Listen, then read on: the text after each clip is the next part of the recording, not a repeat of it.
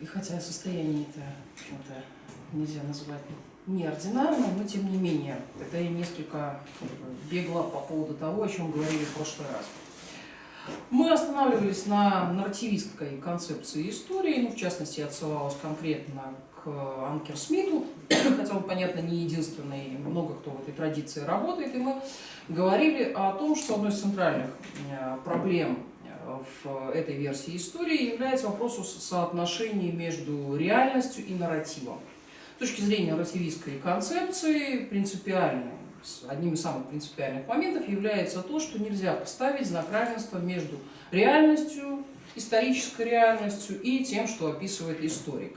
Историк – это вовсе не прозрачное стекло, сквозь которого мы смотрим на прошлое. Историк создает, не воспроизводит, а именно создает нарратив, создает определенный концепт из тех следов, что оставило прошлое.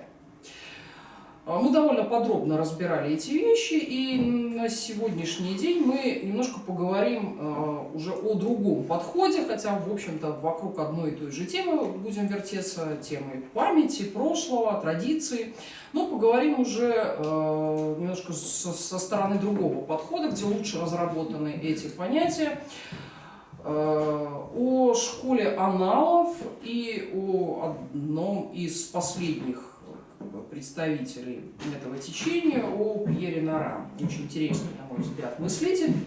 Вообще вы знаете, что школа аналов одно из самых влиятельных течений философии и истории.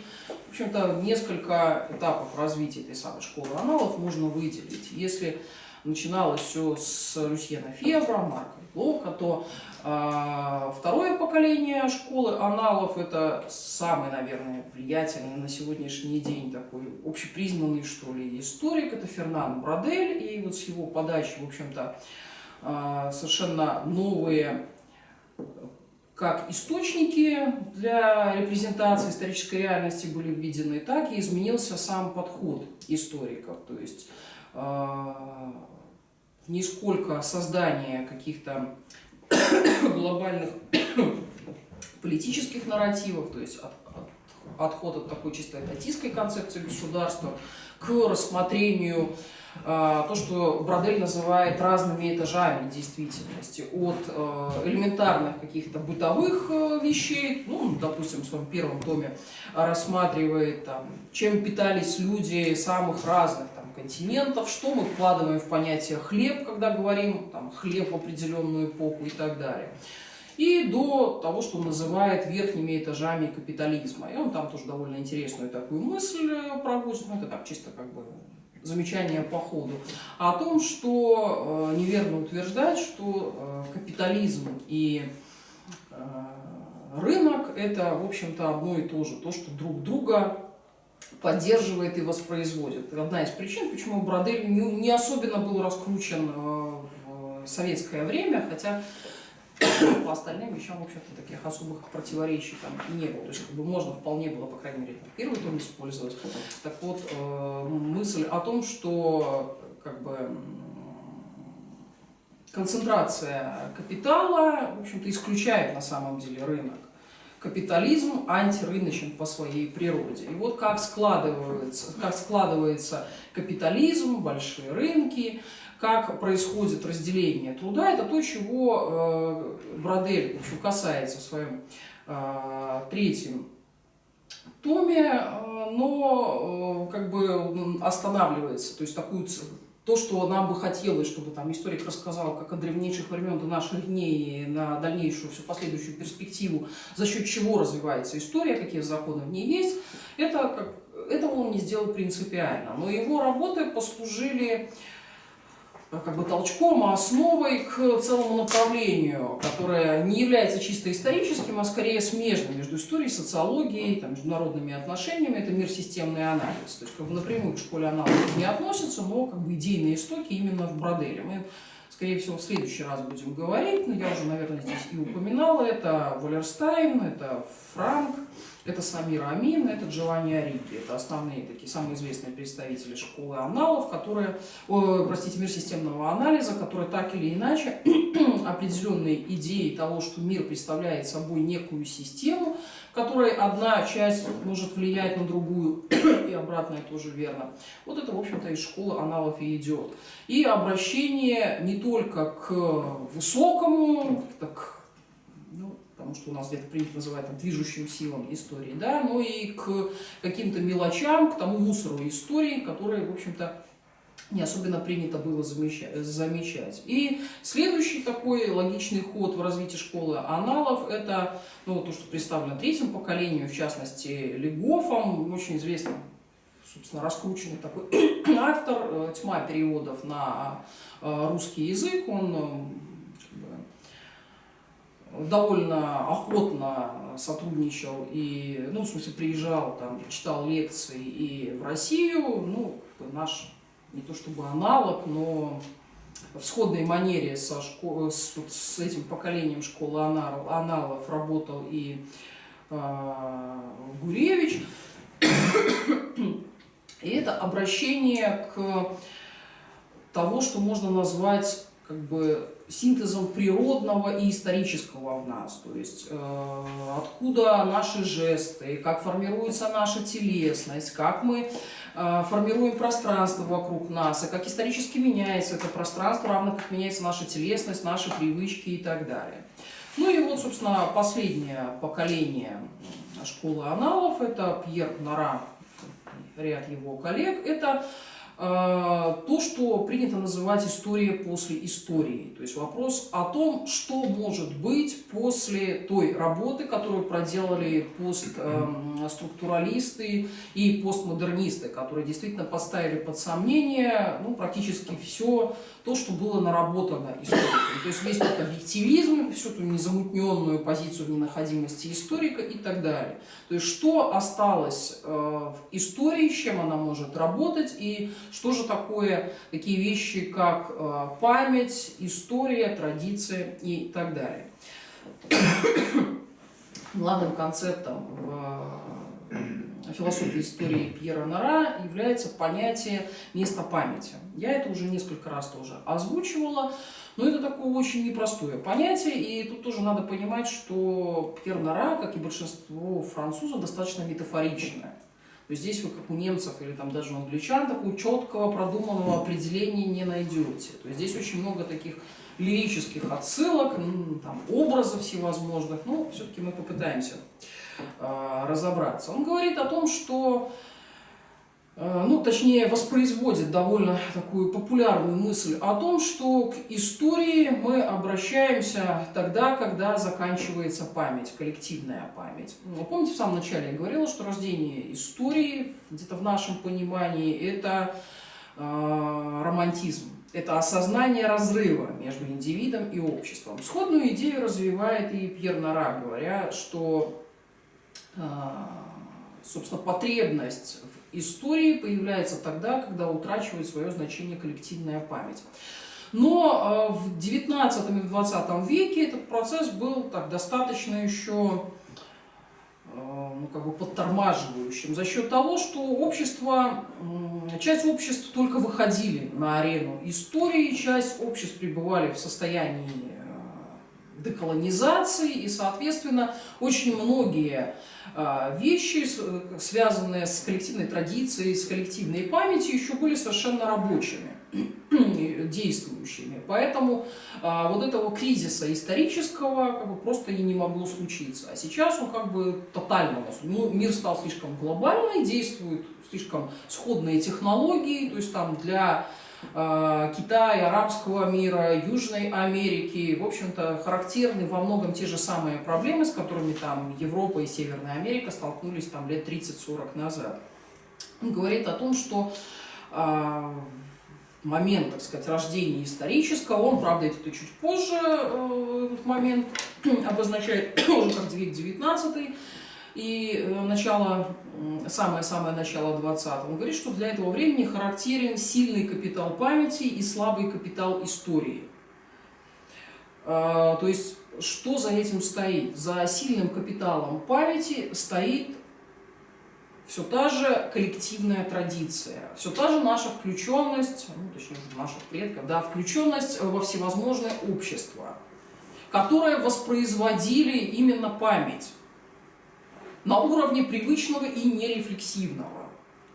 Ну, то есть, если вы, допустим, приезжаете в деревню или агроусадьбу, то есть через какое-то время вы перестаете замечать бытовые неудобства и начинаете воспроизводить, в принципе, те же полуритуализированные действия, которые воспроизводили предки. То есть как бы сама среда вас вынуждает действовать подобным образом. И вы, в общем-то, не задаетесь вопросом, ну там, в каком веке что возникло, в каком году придумали, там, не знаю, умывальники или начали колоть дрова именно так. Вы просто включаете ту традицию, которая вам как бы предлагается для воспроизводства.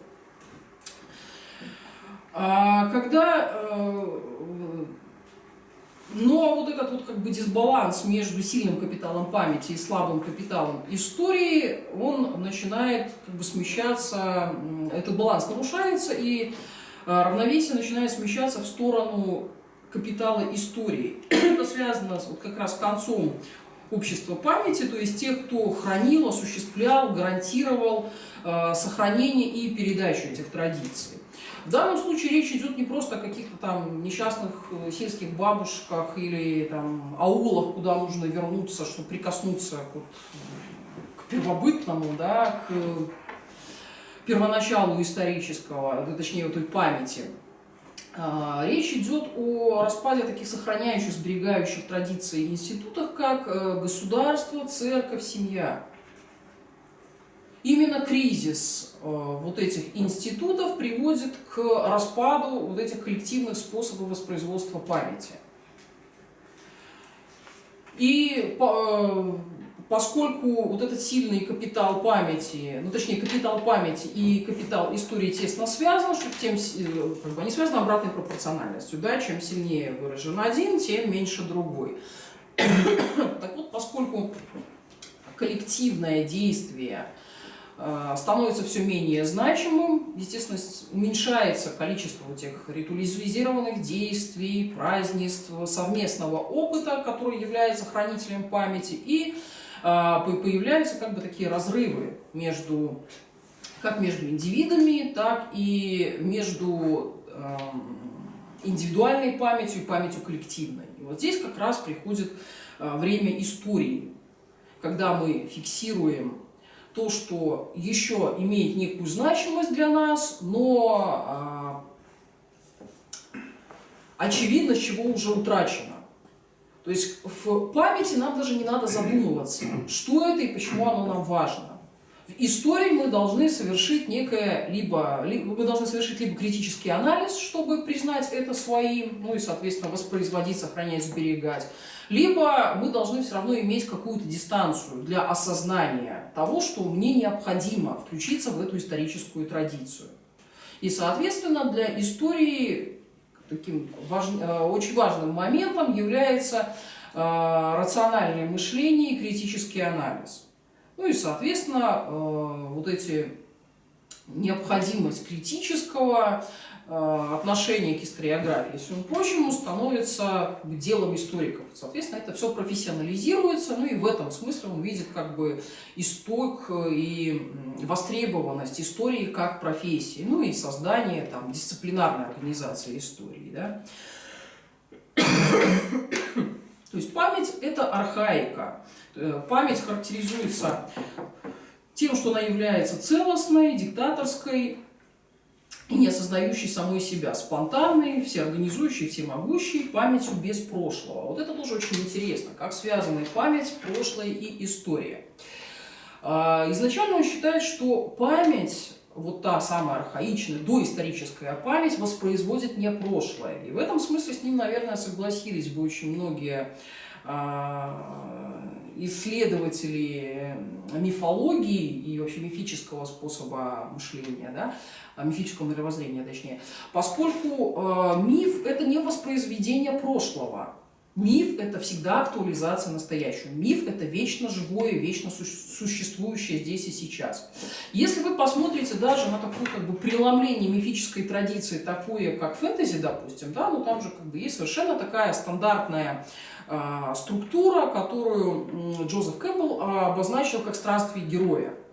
То есть мифологический герой, который может принимать любое обличие, там, самое современное, он проходит череду испытаний и как бы воспроизводит, возвращает мир, то есть привносит в мир какой-то порядок. Иногда это порядок как бы усложненный, то есть как бы что-то вроде как спирали происходит, иногда он просто как бы повторяет тот древний цикл.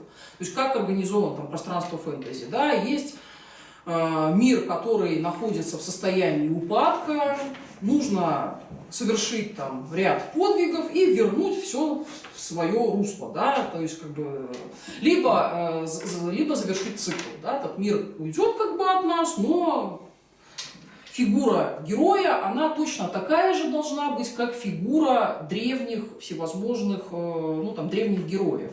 Вот посмотрите, как там «Властелин колец», допустим, устроен. Да? То есть герой – это тот, к кому нельзя относиться иронично. Вот почему фэнтези – один из самых таких клишированных жанров. То есть там очень сложно на самом деле подобрать иное отношение к герою или там выстроить вот те самые оттенки черного-белого. Да? То есть герой должен быть положительным. То есть он, поскольку он выполняет весьма такую серьезную функцию как бы воспроизведения мира. И в этом смысле он же не восстанавливает прошлое. Он как бы совершает свои поступки в настоящем, а прошлое оно как бы само приходит как настоящее в силу определенных его действий. И в этом смысле та память, которая доисторическая, она возвращает то наследие, превращая прошлое предков в то самое вот нерасчлененное время героев. То есть мы разделяем одно и то же время с нашими предками. Что, собственно, происходит в мифических ритуалах, там, неважно каких там, поедания тотемного предка и так далее. То есть мы соединяемся в одном пространстве времени, как бы в одном хронотопе с нашими, ну, собственно, с предками. То есть у нас нет дистанции между ними. А вот историческая память, это другое понятие Нара, как раз-таки вот эту дистанцию и обозначает. То есть как бы прошлое может трактоваться двояко. Да? То прошлое, которое мы применяем ко всему, что было там до середины 19-18 века, это совершенно другое прошлое. Не то, которое мы имеем в виду сейчас. Это прошлое уходящее, которое можно зафиксировать только там в отдельных традиционных обществах. А история или историческая, историки как дисциплинарно организованные субъекты имеют дело не с вот этой памятью и не с прошлым, а со следами прошлого. И уже из вот этих сохранившихся артефактов выстраивают определенные как бы, конфигурации прошлого, относительно которых, естественно, может быть поставлен вопрос о их как бы, релевантности прошлому, о прозрачности между реальностью и вот этой конструкцией, о соответствии между реальностью и этой конструкцией и так далее. Но здесь, вот, по мнению этого исследователя, проблема коренится именно в том, что мы сейчас, существуя в истории, не можем, то есть мы абсолютно отдалены от того вот прошлого без памяти, точнее памяти без прошлого, которое было когда-то. Поэтому то, что мы пытаемся воссоздать применительно к более раннему времени, это уже как бы всегда только определенная конструкция, которая по самой своей природе не может претендовать на тотальность и объективность. Так, я тут делаю логическую паузу. Вопросы по ходу накопились? Нет? Есть? Будут? Ну, это, конечно, очень такая узкая и, я бы сказал, абсолютизирующая очень незначительные моменты теории. Потому что, во-первых, память воспроизводится в каждом поколении. То есть, конечно, он прав, что фольклор умирает в городской среде. И сейчас, если мы поедем, допустим, в деревню, если там пару десятилетий назад можно было еще какие-то, так сказать, традиционалистские, значит, запомнившиеся в фольклоре мифы, там, значит, сказки, какие-то былины и так далее, мы теперь уже этого почти не найдем. Ну, там песня... Хорошо, Лев, то есть да. Это очень узкий подход. Да, и... узкий подход, безусловно, потому что... Ну, с вашей точки зрения, да. Узкий подход и... Он не охватывает, так сказать, это самое всего многообразия истории, он абсолютизирует некоторые моменты, которые, в общем-то, второстепенны, на мой взгляд. Вот. А вообще говоря, история тоже делает прошлое настоящим. То есть она предлагает читателям, потребителям исторического знания, она предлагает, значит, для их жизни сегодняшней, для их ориентации в мире, для их мироориентирующего мышления. Так, вот об этом мы еще будем говорить, да. Кому и как она предоставляет, и как это делалось, и что на самом деле сейчас востребовано обществом, так скажем.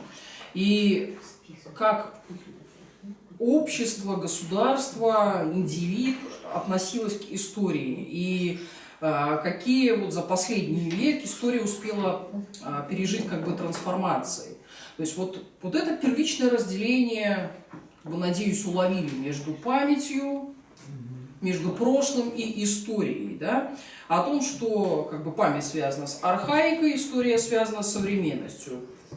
Память не требует никакой дистанции, память это есть некая тотальность, даже без прошлого, да? А история это всегда дистанция между осознающим себя субъектом и тем, что уже было. То есть должен появиться вот этот вот зазор. То есть это как бы история представляет собой как бы конец тождества между памятью и историей. Он говорит вот о чем. Если бы события прошлого действительно были живы и актуальны, то тогда нам совершенно не было бы необходимости специально организовывать те самые места памяти. Или есть такое понятие коммеморации.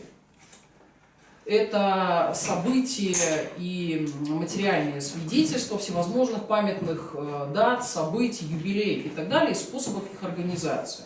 То есть, если бы все прекрасно помнили и знали, и были так приобщены к традиции там, Скорыновской Библии, нам не надо было бы так фанатично на каждом столбе писать, что вот уже вот 500 год, вот оно буквально скоро будет. И как бы на самом деле традиция не нуждается в этом. И память в этом не нуждается. В этом нуждается история, в которой мы на самом деле отделены от памяти. Соответственно, история всегда проблематична, как бы это следствие отсюда, и страдает неполнотой реконструкции того, что было. Вследствие этого она взывает к критическому анализу и рефлексивности. И история является, как бы, задачей истории, это вот именно критическое отношение к собственным реконструкциям. Но совершенно не задачей истории не является там, передача живой традиции, включение там, человека в систему национального и так далее. Это было когда-то ее задача, но сейчас она утрачена. И сейчас мы немножко подробнее поговорим, как происходит вот этот отрыв, какие фазы проходит вот этот разрыв между памятью и историей. И, ну, как бы, как итог, чем история занимается сейчас, что она может предложить. История – это длительная, последовательная десакрализация прошлого. Или делегитимизация сакрального, как говорит, собственно, автор. И все великие как бы, попытки пересмотра истории, он их там называет множество, нам они не очень интересны, потому что они связаны непосредственно с французской историей. Мы, в принципе, можем и к своей традиции обратиться, здесь тоже можно много чего нарыть. И он говорит о том, что все историки стремились к чему? К созданию наиболее универсального образы истории. То есть каждый раз задача стояла в том, чтобы расширить пространство истории, вписать человека, общество, определенное государство в более широкий контекст. Отсюда движение от каких-то чисто региональных контекстов к тому, что сейчас называется глобальной историей. То есть изначально это человек в каком-то своем локусе, там, в своем княжестве, государстве. Далее это такие уже более серьезные межрегиональные притязания. Ну и сейчас мы уже выстраиваем как бы место человека во Вселенной, если к глобальной истории непосредственно обращаться. И вот это работа историка, она связана с вот попыткой выяснить то, насколько как бы эти претензии на универсальность обоснованы, на каких как бы основаниях они выстраиваются, ну и как бы вся та работа, о которой мы, в общем-то, говорили и в прошлый раз, то есть как бы, насколько это объективно, насколько это соотносится с реальностью и так далее. Но с памятью и прошлым, и даже с историей можно работать не только так.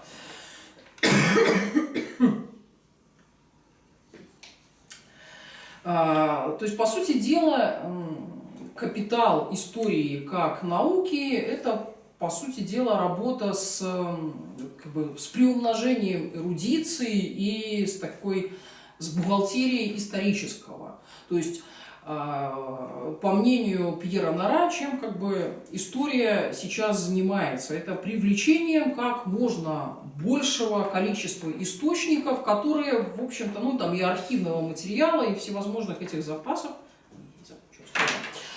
которые нужны лишь для демонстрации. По большому счету, нами они уже не могут быть востребованы, эти самые архивные данные. Но они нужны для того, чтобы, во-первых, создать вот это довольно сильный дисциплинарный заслон, ну, то есть как древние народы заговаривали реальность, да, и был такой принцип, то есть вот заговорить опасность, там, зашептать, если уж как бы какие-то бытовые такие вещи брать.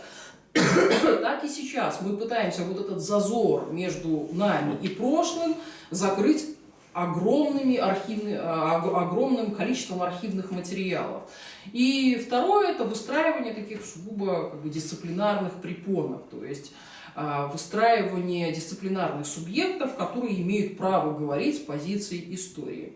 Вот если линия там, рассуждений о историке как специально дисциплинарно организованном субъекте, мне кажется, как бы не особенно перспективным, то здесь вот этот вот момент, связанный с накоплением архивных материалов и понимание истории как архива, вот он на самом деле очень интересный. Потому что если посмотреть на данные последних там 30-40 лет, то мы увидим, как просто с космической скоростью увеличивается количество документов. И здесь в самой истории наблюдается, ну, как бы между историей и ее потребителями наблюдается такое очень интересное противоречие.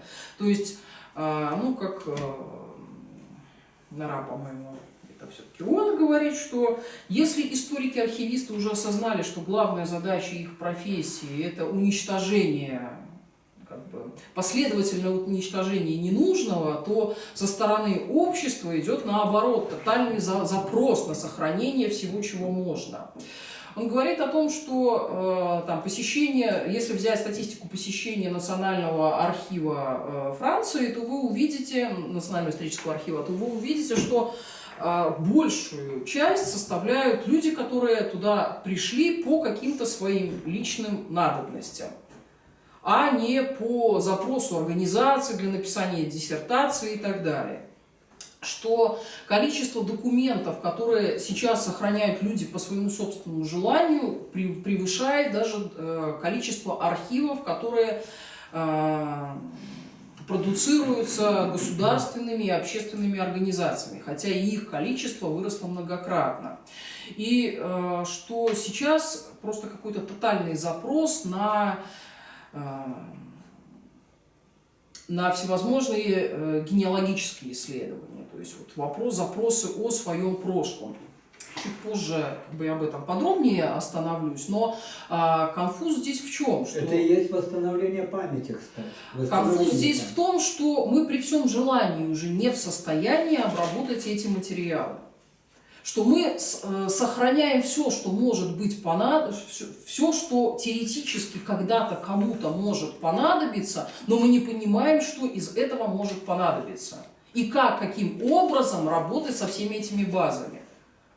Это у историков-архивистов действительно тоже есть такая проблема, как это все хранить, в каком виде, сколько раз дублировать, как складывать, как маркировать, и главное, как бы то самое посредование осуществлять. Кто должен этот запрос делать? То есть вы должны прийти в архив и сказать, что вам надо, архивисты должны предлагать варианты, где что искать и прочее. Ну и он делает такой вывод, что в принципе это те архивы, которые никогда никому ни при каких условиях уже не понадобятся. И что это просто одержимость вот этим прошлым, связанная с тем, что мы от него все дальше. Что мы даже не понимаем, что нам нужно оставлять от этого прошлого. Мы так боимся потерять это прошлое, что фанатично собираем все, что только можно. Все-таки это взгляд дилетанта, конечно. Потому что источниковедение, как вспомогательная историческая На всякий дисциплина, случай, это один из ведущих профессоров Франции к вопросу о дилетантизме. Нет, он дилетантизм не в своих, так сказать, во-первых, он отдалился очень сильно от историков-аналистов, потому что они работали очень усиленно над произведением исторической памяти, исторической эпохи, через менталитет эпохи, через ее, так сказать, воспроизведение молчаливого большинства, которое, так сказать, было отлучено от истории, но которое давило и на исторические события и, значит, играло значительную роль. А этот человек, он уже не аналист, потому что он пытается опять же внести релятивизм в научную историю. То есть он отрицает через релятивизм научную историю. Как делается научная история сегодня? Значит, с точки зрения той научной истории, о которой вы говорите, школа аналов – это вообще не наука. Нет, просто наоборот. Вы знаете, что там Бродель или Гоф – это священные коровы, поэтому говорите, вау, это авторитеты. Нет. А вот этот вот дяденька, который вы слышите там 3-й раз в жизни, он же еще не попал в эту классификацию великих, поэтому давайте его обхаем. Нет, извините, я вас прерву и поедем дальше. То есть, откуда такая сильная заинтересованность в этих отдельных исторических исследованиях? Откуда такой бум вот этого исторического в конце 19-го, начале 20 века, и который будет прерван в 30-40-х годах, и это связано понятно с чем, ну и а после войны уже запустят совершенно другие процессы. Связано с тем, что вот это вот бухгалтерия истории, вот накопление этих исторических данных повышает престиж нации. История – это то, что дает знание нации. Мы знаем, что это же время, это окончательное оформление нации, французская чуть раньше, но там, естественно, тоже есть определенные этапы ее становления, и со стороны нации, вот этой точнее пары государства нации, есть определенный запрос на историю. История конструирует поле национального, позволяет выстроить идентичность, и чем лучше и полнее мы опишем все проявления национального, от еды и напитков, моды до исторического развития, от истоков нации к современности, тем сильнее будет национальный престиж. И в этом смысле история как то, что порождает нацию и что в свою очередь подпитывается национальным государством, в общем-то он от этой идеи тоже не отходит. То есть той идеи, которая довольно многими и разделяется. Но затем, после кризиса вот этой идеи национального государства, кризиса национализма как определенной идеологии, происходит совершенно иная вещь. Происходит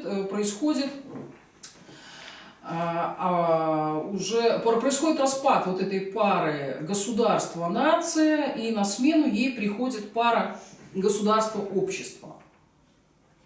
И история становится делом не национальным, то есть конструирование прошлого становится делом не национальным, а делом общества. А общество уже мыслится куда менее монолитным.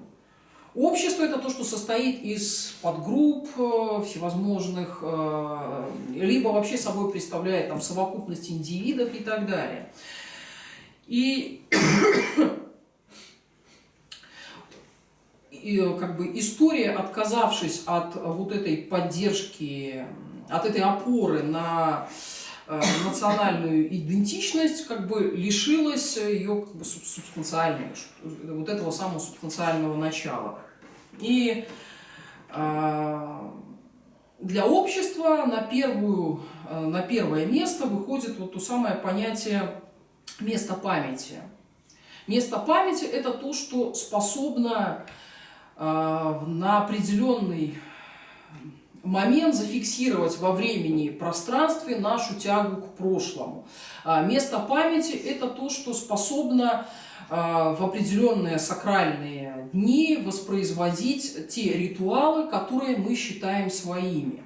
То есть место памяти, оно может трактоваться трояким образом. Он говорит, что место памяти – это одновременно и нечто физическое, это в то же время нечто функциональное, и в то же время это есть нечто символическое. Но если с физическим все более-менее понятно, то есть местом памяти может выступать музей, стела, архитектурный ансамбль и так далее. С символическим тоже более-менее интуитивно понятно. Но что такое функциональное место памяти? Ну, в качестве примера он приводит какой-нибудь государственный учебник истории. Вот в данном случае это место памяти функционально, причем функционально двояко. Это то, что как бы программирует нас на воспроизведение определенных исторически значимых там, сюжетов, мест, дат и так далее. А во-вторых, это то, что способно формировать как бы память поколения. То есть люди, выросшие на одном учебнике истории, в общем-то, склонны определенным образом воспроизводить, воспринимать, оценивать как исторические события, так и события как бы нас окружающие сегодняшнего дня. И эти места памяти возникают только потому, что память прошлого утрачивается. И, естественно, эти места памяти, они весьма и весьма как бы бренные и приходящие. То есть мы за них можем цепляться, но мы должны отдавать себе отчет в том, что как бы после нас будут поколения, которые с этими местами памяти могут быть и не связаны.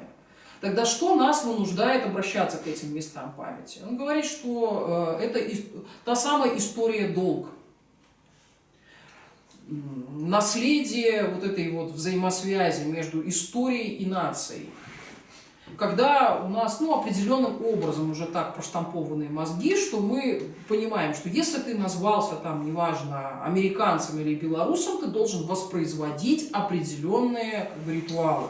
Ты должен знать, что такое Мирский замок, ты должен знать, кто такой Скорына, действующий президент и так далее. И это тоже воспроизведение определенных мест памяти. То есть это долг по отношению к тому, что меня сделало именно таким. В этом смысле места памяти могут быть, естественно, и как бы могут быть интернациональны, могут принадлежать нескольким культурам, то есть они совершенно не обязательно там конкурируют между собой. Хотя могут, естественно, вступать и в отношения конкуренции. Как это реализуется на деле, то есть как бы эта концепция чем хороша, что, в общем-то, может быть прикладной в России. Есть такой город Саратов, Вот там реализован проект портала истории, где обычные проходные арки в сталинских домах должны стать памятью места. Памятью о старой набережной, которой больше нет, о том дворе, где 300 лет жили старообрядцы, ну и так далее. То есть, как бы мысль вы поняли, да? То есть здесь что интересно, что мы не привязываемся, то есть поскольку мы отдаем себе отчет, что прошлое это то, что нам уже в принципе недоступно, для нас не так важно воспроизведение до тонкости вот именно на этом месте. Ну, то есть снести, что там, храм, потом бассейн, потом снова храм, потом еще к чему-нибудь вернуться, но именно здесь, и не пяди врагу там ни одного шага, да. Нет. Место памяти это то, что может быть куда-то перенесено, смещено, вписано в другое место. Вот как конкретно вот в Саратове эта идея реализована, то есть там действительно использованы арки, внутри мемориальные доски, ну то есть там как бы они, ну, выглядит точнее это как мемориальная доска, но там как бы несколько разных проектов, и плюс к этому там колокольчики еще в нужном, через каждые 15 минут тренькают, чтобы напомнить окружающим, что вот есть такое, придите, посмотрите. Меня, правда, несколько интересует вопрос, как окружающие, ну, как местные жители воспринимают это треньканье колокольчиков, и не станет для них это местом раздражающей памяти, но, возможно, там что-то по этому поводу тоже придумано. Я уж, честно говоря, в особые детали не вникала. Вот это как бы тоже способ работы с памятью на уровне общества. То есть это не государственный проект, это не политический проект, это, в общем-то, выполнено ну, с разрешения городских властей на деньги частных, ну, как бы частного инвестора. Это вообще это туристический российским проект. Футболистам проспонсировано, уж не знаю как, ну нет, а там к туристическому потенциалу, в общем-то, не сильно это привязано, это как бы общественная акция. И как бы она принципиально не политическая в том смысле, что выбираются события, там обозначаются просто как бы, о которых там хорошо известны, которые в свое время составляли там славу города. Так а как оно финансируется, если это не туристический объект? Я же сказала, это частный инвестор. А как он это российский футболист, который родом из города Саратова дал денег на этот проект. А как он компенсирует свои затраты? Никак. Ну ясно. Но это исключение, а не правило. Ну почему? Сейчас уже много таких примеров, что люди просто вкладывают деньги, чтобы что-то сделать хорошее для своего города, для своей школы, там, я не знаю, там, для каких-то людей конкретных. К счастью, все больше и больше людей включаются в этот процесс. Ну, если у людей лишние деньги, то они могут себе это позволить. Кто-то считает, что они лишние, кто-то считает, что они как раз вот те самые, которые надо вложить. И эти места памяти появляются благодаря тому, что мы утрачиваем как бы чувство спонтанной принадлежности к прошлому. То есть нам надо специально конструировать эти места. Причем вопрос здесь, ну, как бы, не знаю, вольно или невольно, Лев затронул вот эту тему, да, туристического, то есть для кого-то на продажу и для себя, да, то есть здесь речь идет о том, что это все как бы безотносительно к туристическому потенциалу. То есть мы понимаем, что это, естественно, потом может быть использовано, да, но изначально в это не закладывается. То есть в данном случае речь идет о какой-то внутренней привязанности, которая заставляет нас чувствовать определенный долг по отношению к тому или иному месту, времени, человеку, событию и так далее. И таких вариантов как бы на самом деле немало. Я как бы, раз уж футбольную тему затронула, да, то есть как бы среди про белорусских футболистов не знаю, а российских немало людей, которые нечто там собирают, а потом это передают в дар какому-нибудь совершенно убогому городу и там продолжают спонсировать эти музеи, особо как бы не афишируя там музей имени меня любимого, да, а вот просто как бы для того, чтобы сохранить. И, то есть, с одной стороны, здесь мы как бы видим вот эту очень интересную, ну, то есть, как бы, с одной стороны, это вот воплощение той идеи, что место памяти перестает быть сугубо государственным. В Минске уже появляются какие-то там частные проекты, частные музеи, которые как бы государством, ну, которым государство не помогает, а скорее только мешает, да. То есть, вот как раз переход от этой пары государства, нация, государство, общество, ну и поскольку это пара, между ними как бы явно могут быть отношения противоречия, да, не обязательно там радостно-конструктивные. Но есть и еще один такой момент, это гиперфиксация. Это вот о чем я говорила немножко раньше. То есть вот это вот фанатичное сохранение всего, вот та самая память, архив. Вот посмотрите, если, называется, обратить свой взгляд на историю. Ведь коллекционеры, неважно чего, в довольно долгое время считались чудаками. То есть это маргиналы. То есть те, которые, ну, вы посмотрите даже образы в культуре. Там библиотекарь, архивист, это какой-нибудь обычно довольно ущербная личность, часто там со всевозможными там магическими и прочими отклонениями, ну, неважно, там, с невротическими расстройствами и прочим, но в любом случае это не типичный житель своего времени и места, да? А скорее такое отклонение, то сейчас скорее отклонением является, если вы фанатично не фиксируете все, что вокруг вас. Если вы там не собираете, ладно, там, если вы не собираете там фантики от шоколада, да, но если вы не фиксируете себя где только можно, ну, вот тот самый феномен селфи, да, Инстаграмов, Фейсбуков и так далее, то скорее в этом смысле вы будете являться отклонениями. Хотя, что касается архивов, то я уже говорила, что количество собранных и зафиксированных данных уже, скорее всего, не поддается обработке. И он тут говорит о том, что вот эта фиксация того, что, по идее, и не должно было, по своей природе, в общем-то, не особенно должно было быть зафиксировано, те же самые проекты устной истории. Он приводит данные для того, чтобы привести в воспринимаемый вид 1 час информации по устной истории, надо потратить 36 часов, так сказать, рабочего времени, активного рабочего времени. То есть это просто колоссальная база, колоссальный архив. И кто, как, для чего, для каких целей это будет вообще воспроизводить. И он говорит о том, что речь идет не о заботе о потомках, для кого мы это все собираем. Это лишь на самом деле попытка как бы отгородиться от понимания того, что прошлое нам больше не принадлежит. Что прошлое постоянно вот от нас и уходит. И это цепляется на ту самую ностальгию, о которой мы говорили в прошлый раз и позапрошлый. О том, что вот это вот желание зафиксировать, удержать себя в определенной ситуации, понимая, что она необратима, что прошлое никогда не может быть воспроизведено, оно во многом и является источником. В данном случае не памяти, а истории и вот этой гиперфиксации. Архив разве не место памяти? Ну, вот тут большой вопрос. То есть архив до определенного времени являлся местом исторической памяти, то есть вот той дистанцированной памяти, той, которая позволяла нам выстроить красивые нарративы о нашем прошлом. Просто архив – это место научной памяти, которое позволяет делать науку. А всякие эти Слушайте, я не знаю... старые хижины – это место туристической памяти или место для зевак. Вы знаете, сейчас в архивах такое несметное количество информации, что историки, по-моему, уже просто...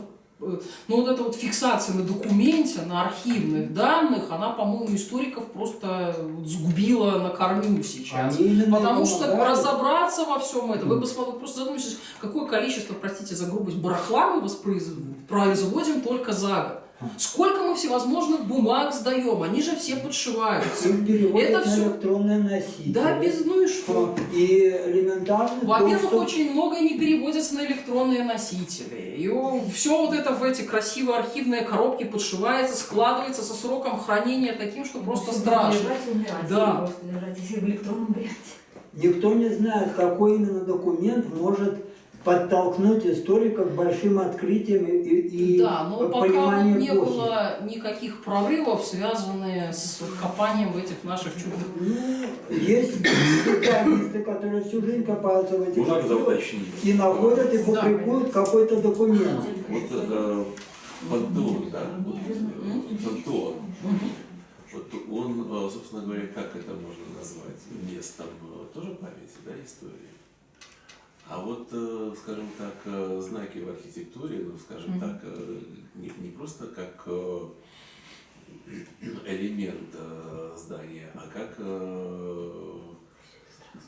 символ, скажем так, отношения там, к космосу, когда солнцестояние задавало определенный угол, да, наклона и формировал таким образом форму того же фронтона этого пантеона. Да. И он, собственно говоря, определялся именно по этому наклону, значит, свою это тоже место чего-то. Это тоже чего? место памяти. Тоже память чего?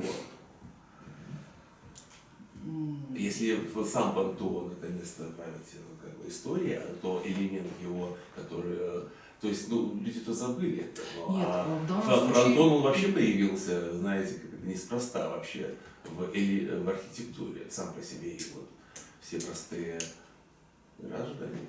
Пантеон имеет символическое значение. Это Нет, памятник сейчас. культуры, высокой культуры. Я немножко Это по-другому. Я с нарратива понятно. подошел. Мгм. С нарратива. Стоп.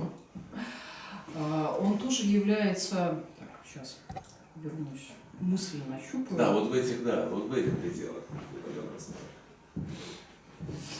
Он тоже является местом памяти. Почему? Потому что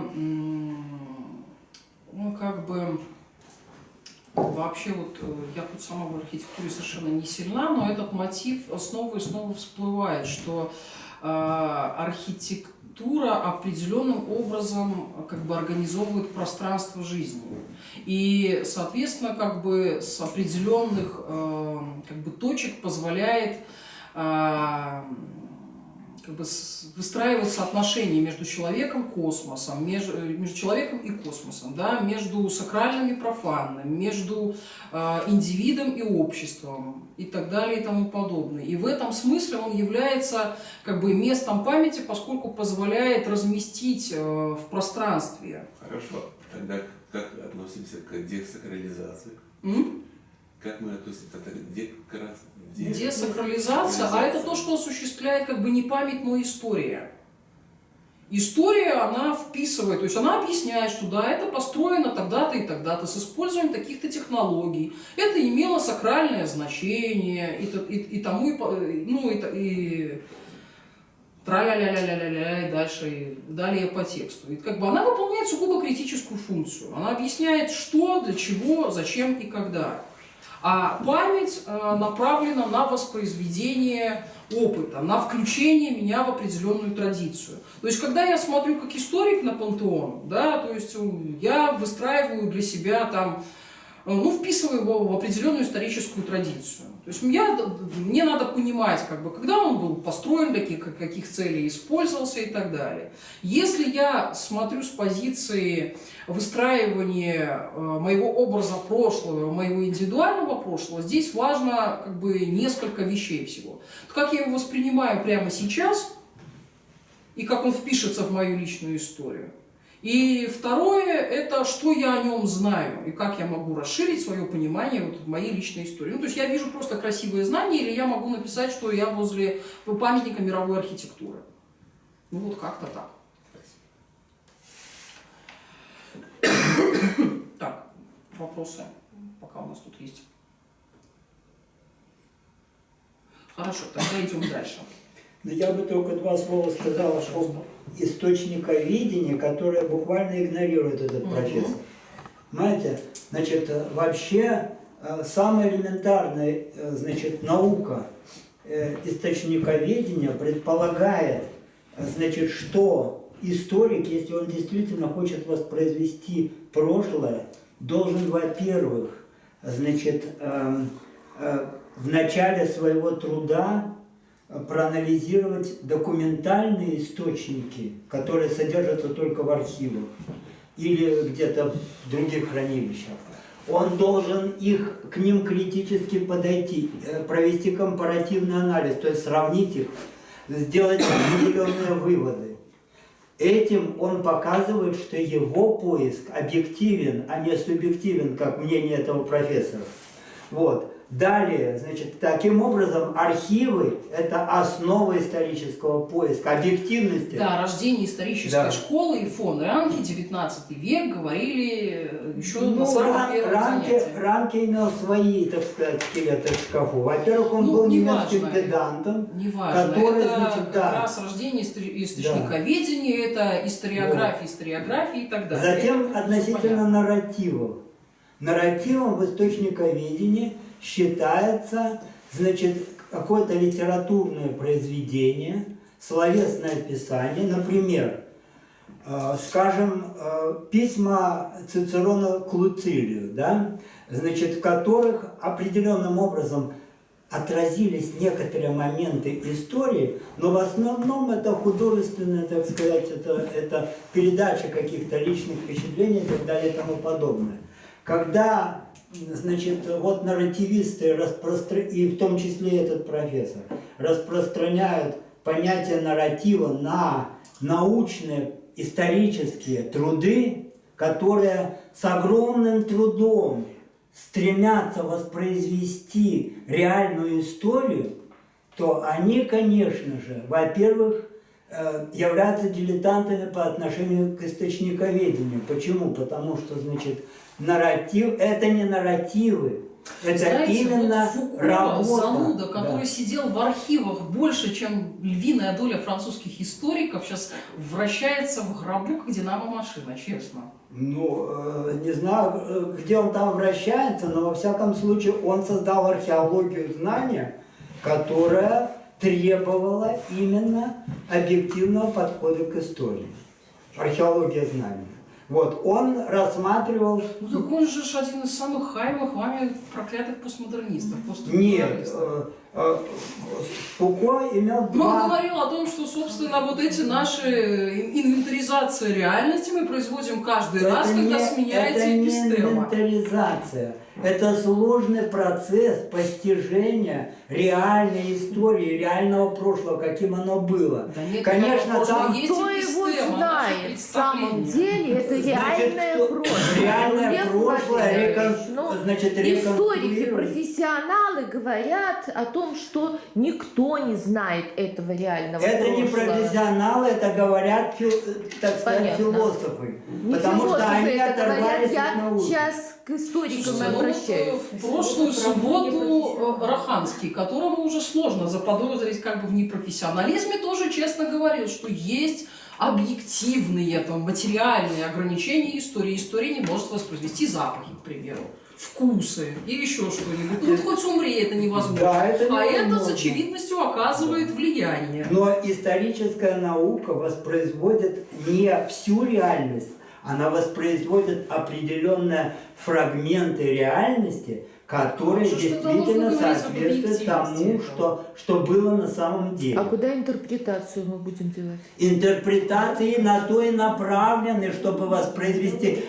Существует конкуренция интерпретаций, существует естественный отбор интерпретаций. Всё понятно. И те интерпретации, которые ложны, не опираются на факты, они отвергаются научным сообществом. Всё Да не понятно. забывают. Мы прекрасно помним, что факт – это штука, которая конструируется определенной... С точки зрения релятивистов. На самом деле факты это очень упрямая вещь. Да, и о том, что факт концептуально нагружен, сказали в 20 веке все. Да. Начиная от позитивистов и Да. заканчивая Да, самыми он концептуально нагружен, но мы можем среди этих концепций отобрать, и они отбираются в исторической науке, только такие нагруженности, которые соответствуют тому, что произошло в этом мире. Понимаете? Ой, ну хорошо, не хочу сейчас в это уходить, мы о субъективности. Существует борьба за объективности существование между концепциями. Да. Существует естественный отбор между концепциями. Это часть эволюции. Существует наследование знаний, Хорошо. преемственность знаний. Так. А релятивисты хорошо. все это хают.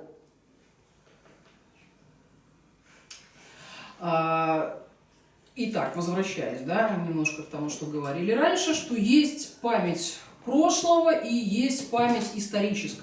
Если память прошлого – это память традиционная, память непосредственная, то память историческая – это память добровольная и обдуманная. То есть это специальным образом организованная память, которая переживается как долг, ну, это, в общем-то, везде воспринимается. То есть наш долг сохранять историческую традицию, наш долг сберечь наше наследие. Да? Это память, которая лишена спонтанности, и она не является социальной, коллективной, всеобъемлющей. Это память психологическая, индивидуальная и субъективная. И в этом смысле вот эта зацикленность на архиве и гиперфиксация – это гигантская работа по упорядочиванию материальных свидетельств того, что мы не в состоянии запомнить. Ну тут, как бы, поскольку слово личное и психологическое прозвучало, вы сами подумайте, сколько раз вы щелкаете фотоаппаратом, или сколько там у вас отщелкано там пленок, кадров, и сколько из них вы реально смотрите. То есть сколько зафиксировано и сколько востребовано. И вот эта вот гиперфиксация, опять же, это связано не с памятью прошлого, а именно с памятью исторической, вот, с накоплением этого материала. И переход от памяти, собственно, вот, от памяти прошлого к истории, еще как бы такой очень важный момент, заставил каждую социальную группу дать новое определение своей идентичности через описание ее собственной истории. Вот это тоже очень интересно. Это 20 век, это век генеалогии. То есть, что бы вы ни начинали, к чему бы вы ни обращались, то есть, чтобы познать что-то, нужно знать его историю. Вот тот самый принцип историзма, который как бы проникает, становится таким всеобъемлющим, хотя, в общем-то, как бы имеет уже свое время возникновения, да? Этот же принцип историзма заставляет нас обращаться как к генеалогическим изысканиям, так и для того, чтобы утвердить свою идентичность, обращаться к истории. Для того, чтобы утвердиться как государство, нужно показать, что есть определенная история. Если уж там не национальная, то хотя бы какая-то этническая. Посмотрите на Среднюю Европу. Ну, не говоря уж о Восточной Европе, какое количество псевдоисторических деятелей, полулегендарных, полумифических персонажей выведено на площади, в те самые главные места памяти. И эти мифы, вот, как историки, которые проявляют просто какую-то колоссальную щепетильность в одних вопросах, вдруг оказываются, ну, как бы, якобы слепы, да, в совершенно в других вопросах. Это уже, что называется, издержки профессии и внутреннее ограничение. И следующее, то есть мало того, что как бы здесь несколько следствий, да, из вот этого перехода от памяти к истории, это гиперфиксация, это изначальная связь с нацией и национальным, это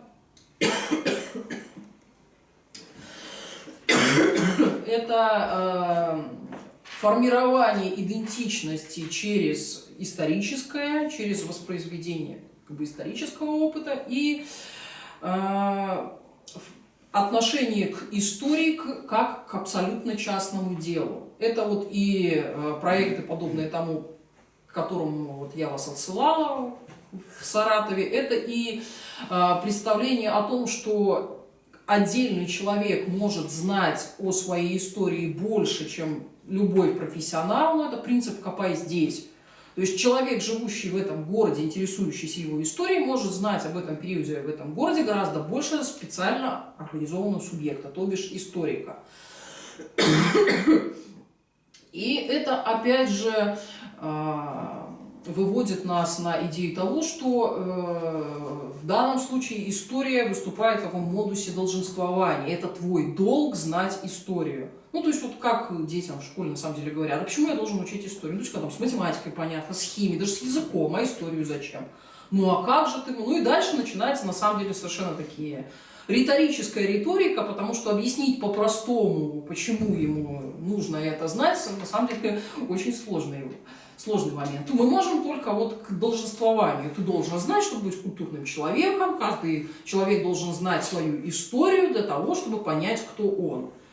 Вообще-то, на самом деле, более чем спорные вещи, которые мы воспроизводим, ну, как бы, как идеологемы во многом.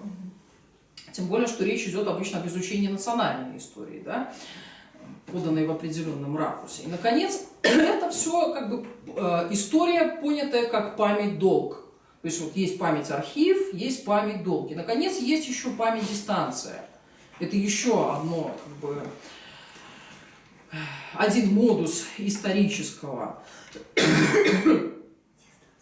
Это вот из как бы, последнего, с его точки зрения, из последних рефлексий над историей, что скорее речь идет даже уже не о... То есть вот этот память-долг и память-фиксация, это как бы прошлое, это 20 век, а для 21-го более характерна память как дистанция. То есть нас интересуют даже не сколько истоки, а как рождение чего-то.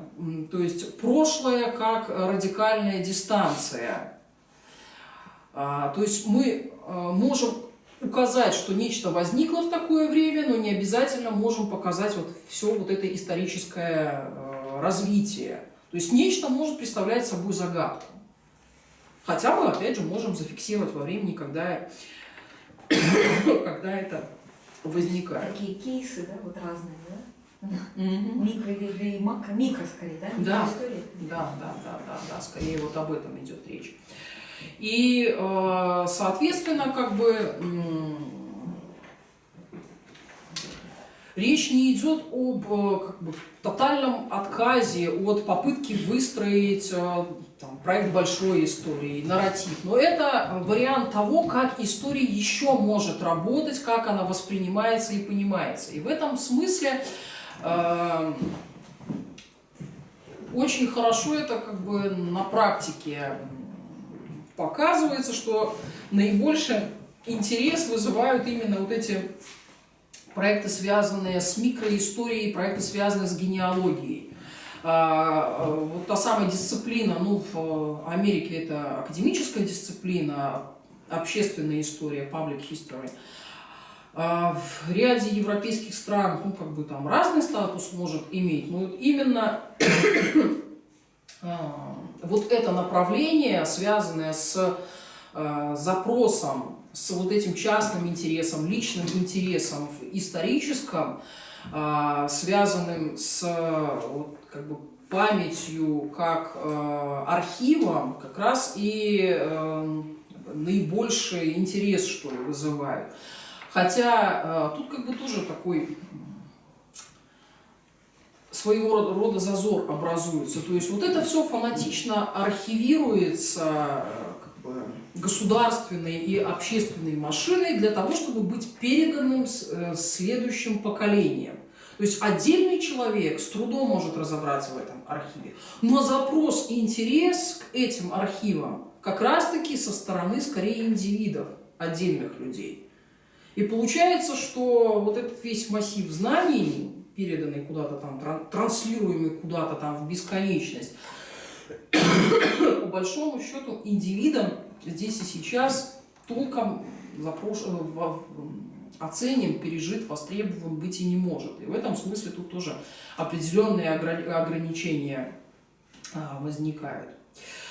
Есть же тысячи профессионалов, историков, которые всю жизнь проводят в архивах. Если они опубликуют хотя бы парочку документов, которые помогут разобраться в том, что произошло на самом деле, то они уже заслужили свою зарплату и сделали очень многое для истории. Ну, наверное, понимаете, здесь есть несколько моментов. Во-первых, количество архивов таково, что историков нужно множить просто пачками, ну, причем с такой установкой, а вдруг когда-нибудь кому-нибудь это понадобится. Ну, точно так же можно множить там психологов, физиков, кого угодно. Ну, это же тоже, представляете, мы все это опубликуем, все разом получим такой невроз, что нам надо уже будет психологом быстро бежать.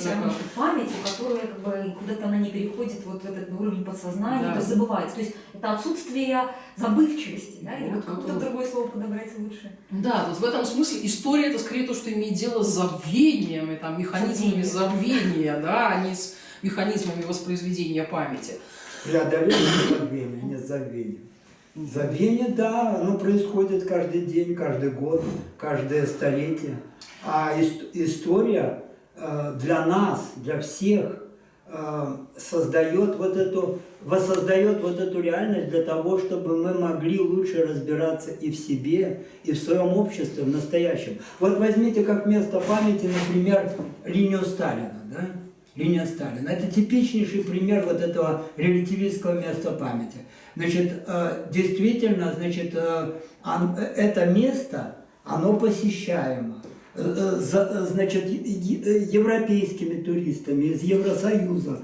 Там приносит значительный доход государству. А настоящее? А на самом деле, настоящее. подожди, а на самом деле это туфта, потому что историки профессиональные, они давно опубликовали, значит, то, что линия Сталина, во-первых, проходила гораздо восточнее.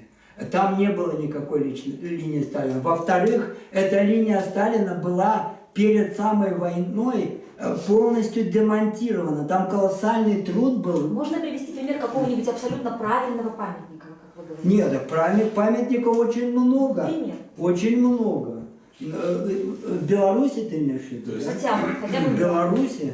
Можно Можем ли мы констатировать, Ну, что их место немало. памяти Значит, было в свое время Ну как? утрачено? Ну, допустим, И, тот же скажем самый так, вот- Так, Невский. коллеги, давайте как-то Я к по чему очереди. вообще, да? Вот, опять же, возвращаясь к тому же Риму, к полису, да, в античности формировался своими богами, со своими, то фактически все поколения через многие столетия, они фактически в этой среде, как от места памяти, ну как бы не отрывались, они в ней рождались, не были связаны, только районы просто развивались в тех стилистических направлениях, которые были навеяны модой времени, да? А фактически, ну, это мы называем местом истории. Рима, да? То есть оно, которое не исчезало, оно фактически есть. А место памяти – это то, что в свое время было утеряно, Нет. трансформировалось. Нет. Место памяти он трактует трояко. Почему? Потому что вот Минск, он уже трансформировался, мы не помним. Он даже свою кольцевую эту, изначальную эту систему радиальную тоже, так сказать, нарушена и потеряна. А ведь тоже с космоцентризмом было связано с масштабом человека в пространстве, с формированием полисной системы и вот этой кольцевой системы радиальной, которая и учитывала и рельефность, и отношение к воде, ко всему.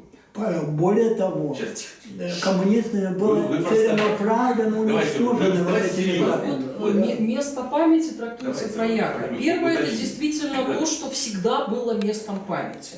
Это могут быть какие-то сакральные центры, которые меняли религию, но таковыми Но оставались. полис, он уже тоже, извините, сразу как место памяти, потому что люди защищались интровертно от варварства, набегов и формировали свою структуру, так, и себя, ну, так сказать, чтобы выжить.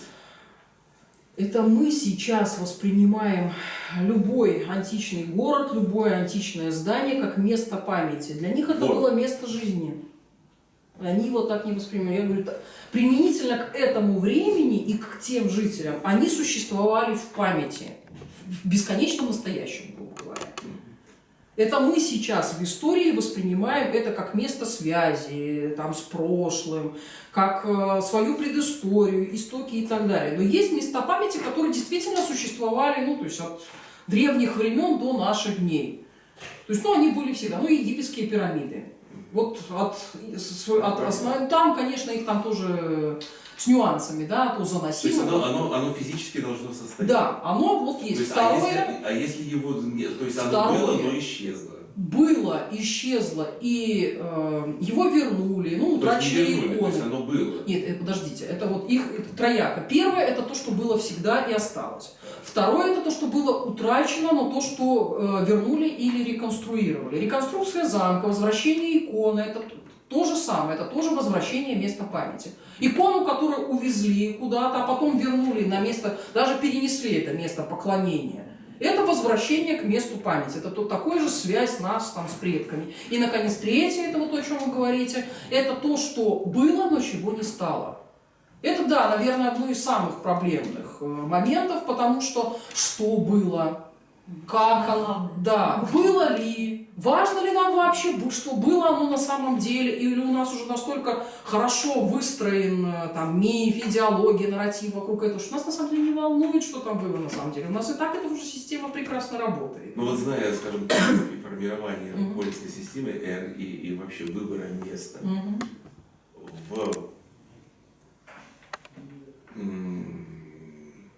в этосе, да, характерно для славян, народа, культуры.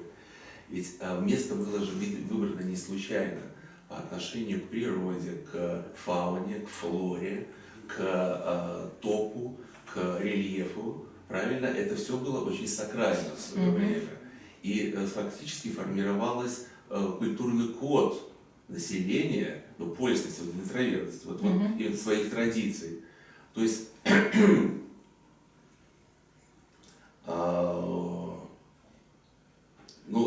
когда мы начинаем копать, это же все-таки трансформируется с, так сказать, с перемещением, с трансформацией там, народов, там, война и изменению, там, скажем, политической там, составляющей для того, чтобы идеологически выстроить форму организации того пространства.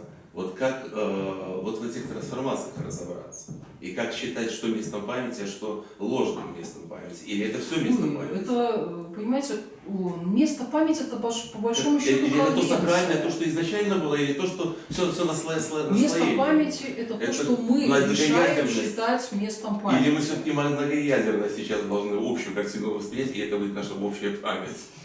А вот смысл в том, что когда мы переходим в пространство личной истории, в данном случае уже не важно на самом деле, то есть есть, конечно, определенные места памяти, которые призваны воспроизводить там, национальную идентичность, которые призваны создавать у вас верноподданнические или государственнические чувства и так далее, и так далее. Но они, вот опять же, поскольку есть пространство вот этой личной истории, пространство собирания своего прошлого, то вы вольны, в принципе, в выборе этих самых мест памяти. Нарушено вот так. Нет, смотрите, поскольку распалась вот эта коллективная память, которая связывала нас, для которой, собственно, не нужны были вот эти места памяти, но у нас осталась еще вот эта тяга к восприятию себя частью сообщества, мировой истории и так далее. Для этого мы создаем определенные места памяти. Но они как-то трансформируются, и такое впечатление, что никто не помнит что-то такое, поскольку, так сказать, мир, то есть Минск, центр, он полностью изменил в тех традициях античных, как он вообще должен был формироваться, учитывая рельеф, он поменял вообще свои знаки, значения. Правильно, тут же существует проблема аутентичности. Как только теряется аутентичность, память... Мы теряем свой культурный код каким-то образом, да, вот мне кажется. Не является ли это закономерным на самом деле? Нормальным процессом? Я не соглашусь с вами здесь. Испанцы очень чтут это все. И вот к ним, когда с них живешь в среде, все это чувствуется. Знаете, и у итальянцев это чувствуется, и у французов это чувствуется. Прекрасно, это Европа. Вот его, а мы кто? Нет, я про другое. А вот у американцев, допустим, вот этой вот проблемы выстраивания национальной истории единой, т.д. т.п. у них ее нет. Они изначально базируются на разнородности. Вот этого вот единой правильной государственной версии и так далее там нет. И они же тоже как-то живут. То есть он, допустим, данный сегодняшний автор, он говорит, что есть вещи, которые являются европейской проблемой. Они являются проблемой, над этим надо думать, но не надо их универсализировать, эти проблемы. Потому что вот это во многом проблематика мест памяти как функциональных, вот с тем же учебником, да, то есть, это же знаменитый там прикол, когда министр образования Франции, посмотрев на часы 8:05, сказал, все наши дети сейчас переходят через Альпы. Потому что все французские дети, там, не помню, 7 или какого там класса, учатся по одному и тому же учебнику и должны вот именно на этой строчке находиться в это время. Вот оно, как бы, единение поколений. Вот вам тоже место памяти, да. Это как бы французская дикая проблема. А в Штатах, допустим, такого нет, потому что там изначально по-другому все выстраивалось. Спасибо. Так, ну на сегодня, наверное, уже заканчиваем. Благодарю за внимание. В следующий раз увидимся.